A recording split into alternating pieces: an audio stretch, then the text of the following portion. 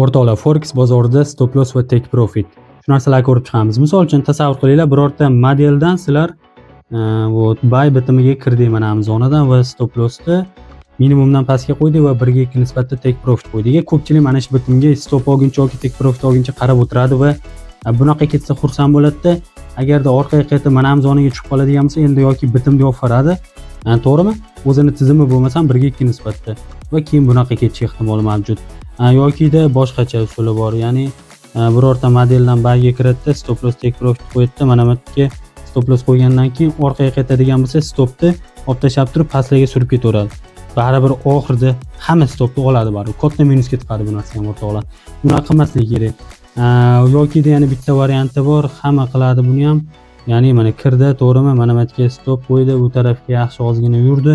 Orqaga qaytgandan keyin bo'ldi, endi sel kiradi, sel bitimini ochaveradi va keyin yana orqaga ketaveradi. Uje bu ham noto'g'ri o'rtoqlar. Nima qilish kerak? Oddiy ishlaylar, ya'ni birorta model asosida bitimga kirdilaring, take profit bor, sizlarda stop loss bor.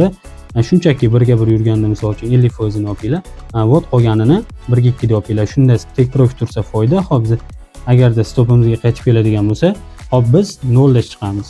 Muhimi biz bitta tartib bilan ishlayapmiz o'rtoqlar. Mana bu yerda xohlagan ishimizni qilmayapmiz. Bozorda tartib juda ham muhim.